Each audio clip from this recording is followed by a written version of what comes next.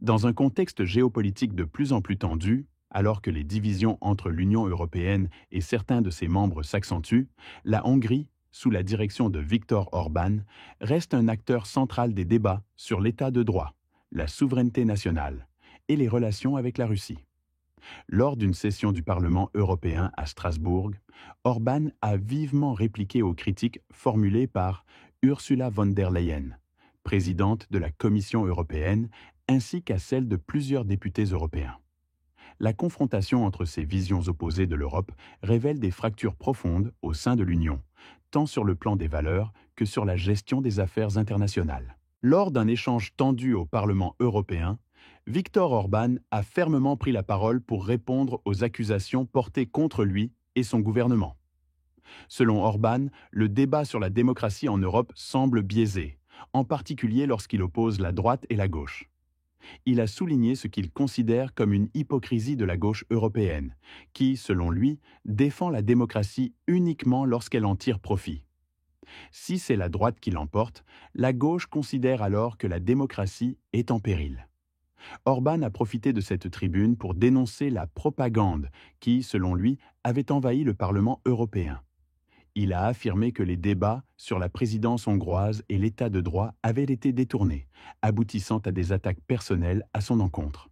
« On m'accuse d'être corrompu, mais j'ai l'habitude », a-t-il ironisé, avant de rappeler que, malgré les critiques, son gouvernement jouissait d'un solide soutien en Hongrie, avec 45% des votes lors des dernières élections.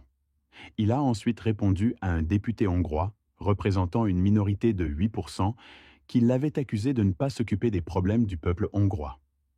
Orban a dénoncé ce qu'il appelle un débat national déplacé au sein du Parlement européen, un espace qu'il juge inadapté pour ce type de querelles internes.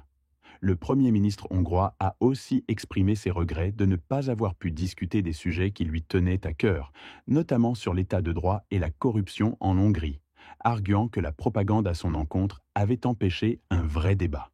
Il a directement attaqué Daniel Freund, un député allemand, l'accusant d'être corrompu et d'avoir été financé par des fonds liés à George Soros pour rédiger son rapport sur la Hongrie. « Je n'ai jamais vu une corruption aussi flagrante de ma vie », a martelé Orban.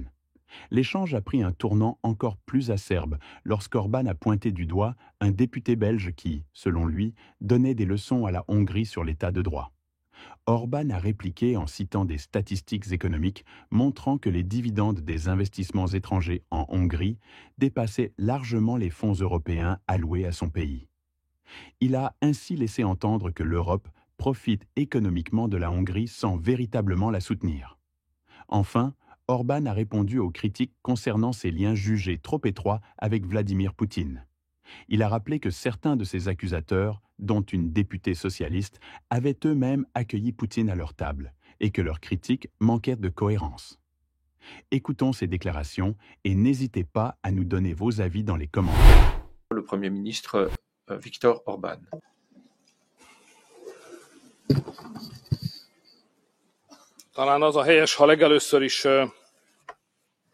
Alors, tout d'abord, il faut remercier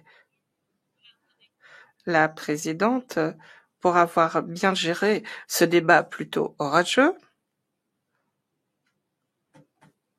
Et il faut également remercier au nom de la présidence du Conseil le bureau. Malheureusement, ce débat a dépassé les limites de ce qu'il devait couvrir. Cela a été bien au-delà des limites de la vérité. Le plus souvent, il s'agissait d'accusations des plus absurdes que j'ai entendues, basées sur des lignes partisanes et la propagande.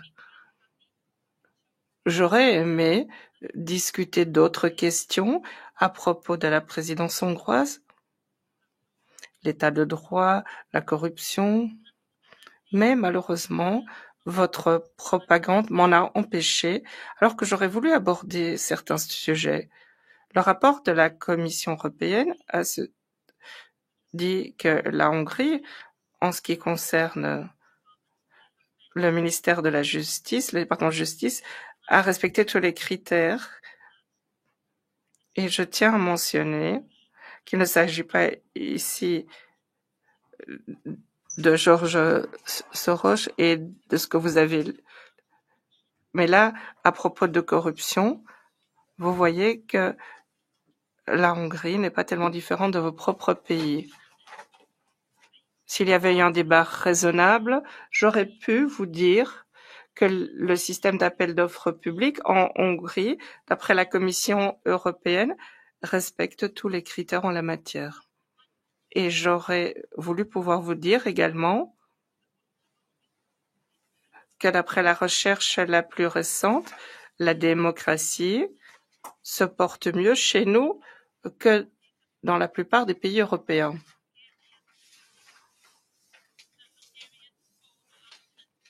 Les Hongrois peuvent même protester s'ils le souhaitent. J'aurais voulu vous parler de tout cela, mais malheureusement, ce débat a été court-circuité et a débouché sur de la pure propagande au sein du Parlement européen. Des accusations ont été portées à mon encontre. On dit que je suis corrompu, mais j'ai l'habitude. Cela fait déjà 35 ans qu'on m'accuse de tout et n'importe quoi. Tout le monde sait que c'est faux. C'est de la propagande de gauche. Et je peux survivre, merci.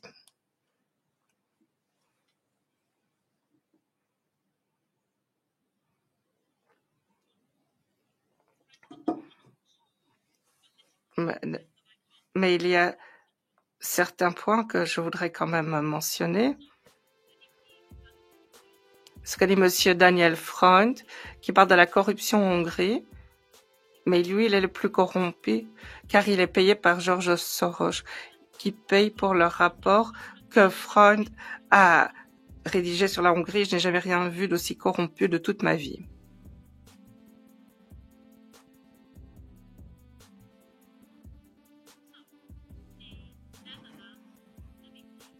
Un député néerlandais a dit qu'il finance la Hongrie, que les Pays-Bas financent la Hongrie.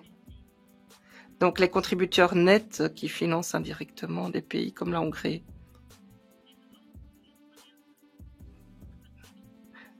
Mais vous en retirez davantage de ce que vous envoyez. Donc tout le monde y trouve son compte. On ne vous fait pas de faveur lorsque, enfin de ce point de vue, nous défendons aussi vos intérêts. Voyez les statistiques, les dividendes des investissements étrangers sont supérieurs à l'argent que vous donnez à la Hongrie. Donc ce que vous gagnez sur notre dos, vous ne nous soutenez pas. Et certains représentants de certains pays riches nous attaquent à cause des valeurs européennes, alors qu'ils pensent qu'à leur profit, ils veulent juste de bons accords financiers. Mais s'il y a un bon accord, nous pouvons coopérer. Et ici, dans la plénière du Parlement européen, j'ai dû entendre les commentaires sur l'état de droit. Et ils disent que, bon, ici, il ne s'agit pas de l'état de droit. Ce n'est pas de cela qu'ils retournent.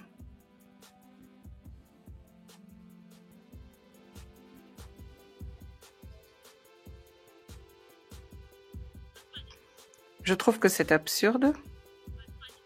Je trouve qu'il est absurde également qu'il y ait un député belge qui veut donner des leçons à la Hongrie à propos de l'état de droit, alors que lorsque l'on voulait une conférence sur l'état de droit, ils l'ont bloqué. C'est tout à fait absurde. Comment est-ce possible? Ce type d'hypocrisie est vraiment étonnant.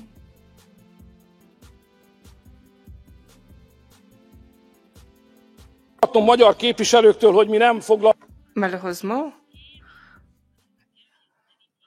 un député hongrois a dit que nous ne nous soucions pas des problèmes de la population hongroise. Mais cela sortait de la bouche de quelqu'un qui ne représente que 8%, alors que nous avons eu 45% des votes. Alors, qui s'occupe des problèmes de la population? Ensuite, un député socialiste a dit que nous sommes trop proches de Poutine. Mais bon, il faut le mentionner. Vous avez eu Poutine à la table de votre cuisine et vous en étiez fiers. Et on a vu l'image dans les médias et maintenant vous nous lancez la pierre. Et c'était quand votre mari était Premier ministre hongrois. Désolé de le dire.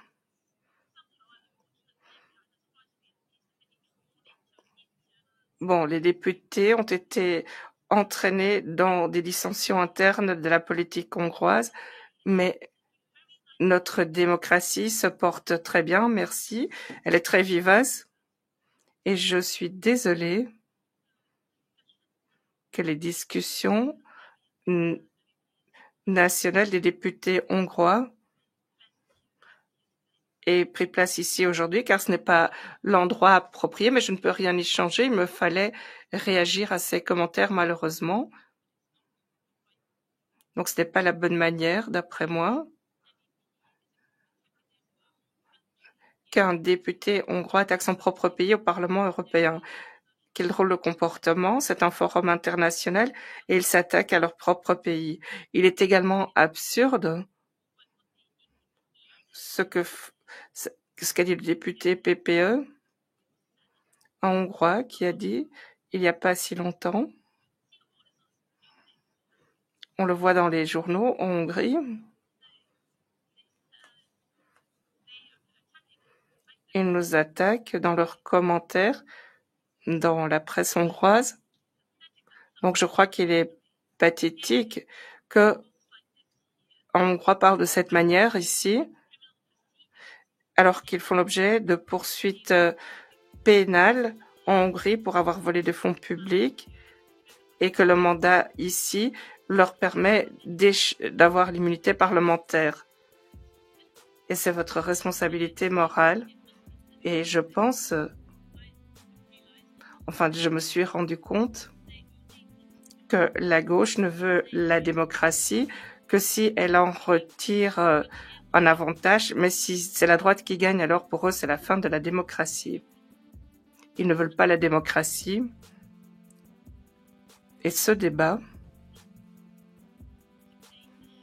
m'a montré, à moi, qu'il est assez évident que l'Europe doit être protégée contre la gauche.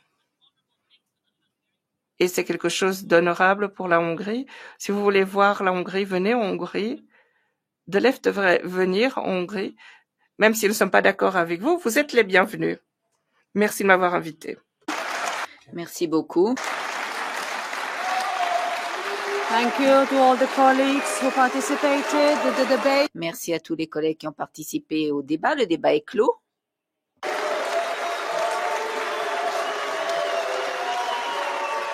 We will proceed to the vote. Nous allons passer au vote.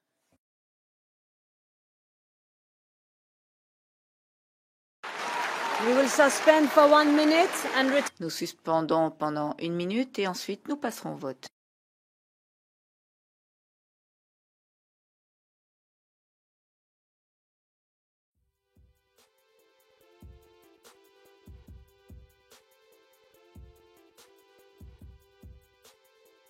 Ce discours de Viktor Orban met en lumière les divisions profondes qui traversent l'Union européenne. D'un côté, la Hongrie défend une vision souverainiste de la politique européenne, critiquant ce qu'elle perçoit comme une ingérence excessive des institutions européennes dans ses affaires intérieures. De l'autre, Bruxelles et plusieurs États membres accusent Budapest de violer les principes fondamentaux de l'État de droit. Orban, dans son intervention, a voulu faire entendre que la Hongrie ne céderait pas aux pressions européennes et qu'elle poursuivrait son propre chemin. Ce clash entre Orban et Ursula von der Leyen n'est pas seulement une bataille de rhétorique, mais aussi un reflet des tensions géopolitiques plus larges, où la question des relations avec la Russie, la souveraineté nationale et la place de l'Europe dans le monde sont au cœur du débat. Et vous, que Que pensez-vous de cette confrontation entre Viktor Orban et Ursula von der Leyen? Les positions de la Hongrie menacent-elles l'unité de l'Union européenne ou bien reflètent-elles une opposition légitime aux décisions prises à Bruxelles? Vos réflexions et opinions sont les bienvenues dans les commentaires. À très bientôt.